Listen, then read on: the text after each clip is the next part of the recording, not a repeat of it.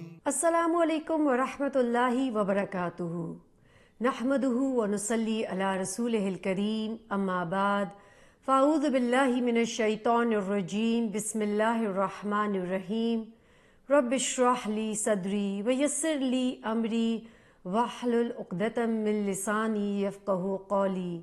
ناظرین، پروگرام وہ جن سے اللہ راضی ہوا کے ساتھ کول سکندر آپ کی خدمت میں حاضر ہے۔ ناظرین، آج جس صحابی کے بارے میں ہم جانیں گے ان کا نام ہے سیدنا ابو ہریرہ رضی اللہ عنہ۔ آپ اسلام کے ایک چمکتے ستارے ہیں۔ حضرت ابو ہریرہ رضی اللہ عنہ کا اسلام لانے سے پہلے نام تھا عبد الشمس۔ جب آپ نے اسلام قبول کیا تو اللہ کے رسول صلی اللہ علیہ وسلم نے آپ کا نام تبدیل کر کے اس کو عبد الرحمن کر دیا، لیکن آپ کی کنیت ابو ہریرہ جو ہے آپ کے نام پر غالب آ گئی۔ اور آپ کو پتہ ہے کہ ابو ہریرہ نام ان کا کیسے پڑا تھا؟ کہتے ہیں کہ جب یہ بچپن میں بکریاں چراتے تھے تو ان کے پاس ایک بلی کا بچہ تھا جس کے ساتھ یہ بہت شوق سے کھیلتے تھے۔ ان کے دوستوں نے ان کا نام ابو ہریرہ رکھ دیا۔ حضرت ابو ہریرہ نے اپنے دوست طفیل بن عمرو الدوسی کے ہاتھ پر اسلام قبول کیا تھا۔ اس کے بعد یہ اپنی قوم میں واپس چلے گئے۔ دوس کے قبیلے سے ان کا تعلق تھا۔ 6 سال بعد یہ آپ صلی اللہ علیہ وسلم کی خدمت میں حاضر ہوئے مدینہ، اور پھر آپ صلی اللہ علیہ وسلم کے لیے ہی اپنے آپ کو وقف کر دیا۔ آپ صلی اللہ علیہ وسلم کے پاس رہتے تھے، تعلیم حاصل کرتے تھے اور علم کی روشنی سے اپنے دل کو منور کرتے تھے۔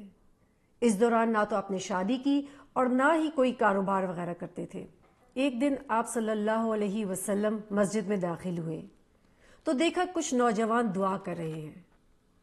ان میں سے ایک نوجوان دعا فرما رہا تھا، اے اللہ مجھے وہ سب کچھ عطا کر جو میرے دوست مانگ رہے ہیں، اور اس کے علاوہ مجھے علم بھی عطا کر وہ جو کبھی فراموش نہ ہو۔ آپ صلی اللہ علیہ وسلم مسجد میں داخل ہوئے تو ان کی دعائیں سنتے جا رہے تھے اور آمین آمین کہتے جا رہے تھے۔ جب آپ نے اس دوسری نوجوان کی دعا سنی تو فرمایا آمین۔ باقی لوگوں نے آپ صلی اللہ علیہ وسلم سے گزارش کی کہ ہمارے لیے بھی یہ دعا مانگے، تو آپ صلی اللہ علیہ وسلم نے فرمایا وہ تو دوسری نوجوان مانگ چکا۔ حضرت ابو ہریرہ کا شمار اصحاب الصفہ میں سے ہوتا ہے۔ اصحاب الصفہ ان لوگوں کو کہا جاتا تھا جو آپ صلی اللہ علیہ وسلم کے پاس سارا وقت موجود رہتے تھے۔ مدینہ کے پیچھے ایک جگہ تھی جہاں پر ان لوگوں کی رہنے کی جگہ تھی۔ یہ لوگ وہیں آپ صلی اللہ علیہ وسلم کے پاس رہتے تھے۔ یہ کوئی کاروبار نہیں کرتے تھے اور صرف ان کا مقصد یہ تھا یہاں پہ رہنے کا کہ آپ صلی اللہ علیہ وسلم سے تعلیم حاصل کریں۔ آپ صلی اللہ علیہ وسلم اور صحابہ ان پر خرچ کرتے اور ان کو کھانے پینے کا سامان وغیرہ جو بھی ان کی ضرورت کا ہوتا ان کو دیا جاتا۔ سیدنا ابو ہریرہ رضی اللہ عنہ سے 5374 احادیث مروی ہیں، اور ان میں سے 326 احادیث جو ہیں وہ متفق علیہ ہیں، یعنی وہ بخاری اور مسلم دونوں میں درج ہیں۔ اللہ تعالیٰ اپنے بندوں سے مختلف طریقے سے ان کی صلاحیت کے مطابق کام لیتا ہے۔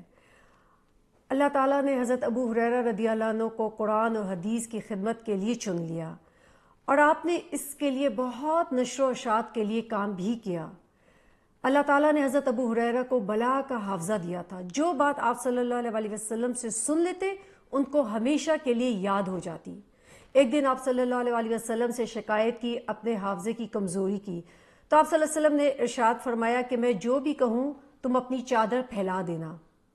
تو حضرت ابو ہریرہ نے اپنی چادر پھیلائی، آپ صلی اللہ علیہ وسلم نے ان کے لیے دعا کی اور حضرت ابو ہریرہ نے وہ چادر لپیٹ کے اوڑھ لی، اور وہ کہتے ہیں کہ اس کے بعد مجھے کبھی بھی آپ صلی اللہ علیہ وسلم کی کوئی بات نہیں بھولی۔ کہتے ہیں کہ میں نے ایک دن اللہ کے رسول صلی اللہ علیہ وسلم سے پوچھا کہ اللہ کے رسول صلی اللہ علیہ وسلم، قیامت میں آپ کی شفاعت کا حقدار کون ہوگا؟ تو آپ صلی اللہ علیہ وسلم نے ارشاد فرمایا کہ ابو ہریرہ مجھے اس بات کا اندازہ تھا کہ یہ بات تمہارے علاوہ مجھ سے کوئی نہیں پوچھے گا، تم ہی مجھ سے یہ سوال کرو گے۔ آپ صلی اللہ علیہ وسلم نے فرمایا بلا شبہ میری شفاعت سے سب سے زیادہ فائدہ اٹھانے والا وہ ہوگا جو خلوص دل سے لا الہ الا اللہ کہے گا۔ ناظرین، اس حدیث سے کہ لا الہ الا اللہ کے کلمے سے اللہ کے رسول صلی اللہ علیہ وسلم کی شفاعت نصیب ہوگی، ایسا اس کلمے کے اندر کیا ہے؟ کیا ہے یہ کلمہ جس کی اتنی زیادہ ہماری زندگی میں اہمیت ہے؟ یہ کلمہ ہمیں شرک سے بچاتا ہے، اور ہم سب پہ لازم ہے کہ اس کلمے کے مطابق اپنی زندگی گزاریں۔ یہ وہ کلمہ ہے جس کو پڑھنے سے انسان کے لیے جنت لازم ہو جاتی ہے۔ یہ کلمہ لا الہ الا اللہ انسان کو نجات دے گا قبر کے عذاب سے، آخرت میں کامیابی کا کلمہ ہے، اور دنیا میں یہ مشکلات سے بچنے کا کلمہ ہے۔ یہ کلمہ طیبہ ہمیں تمام برائیوں سے بچاتا ہے اور نیکی کا حکم دیتا ہے۔ یہ ہمارے دین کی، ایمان کی جڑ ہے، اور اس کے بعد جو بھی ہم نیکیاں کریں وہ تو اس کی شاخیں ہیں۔ کلمہ طیبہ قبر میں ہمارے قدموں کو جما دے گا۔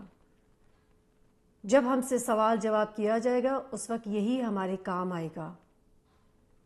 سب سے بہترین ذکر لا الہ الا اللہ ہے، اور سب سے بہترین دعا الحمدللہ ہے۔ اور ہم سب یہ تو جان ہی چکے ہیں کہ رسول صلی اللہ علیہ وسلم کی شفاعت کا حقدار تو وہ شخص ہو گئی ہوگا جو لا الہ الا اللہ دل سے پڑھے گا اور اس پہ عمل کرنے کی کوشش کرے گا۔ ناظرین، حضرت ابو ہریرہ رضی اللہ عنہ کو اپنی ماں سے بہت محبت تھی، لیکن ان کی ماں کسی صورت اسلام قبول کرنے کے لیے تیار نہیں تھی۔ ان کی ماں کا اور حضرت ابو ہریرہ کا قصہ ہم جانیں گے ایک چھوٹے سے بریک کے بعد۔ السلام علیکم ورحمۃ اللہ وبرکاتہ۔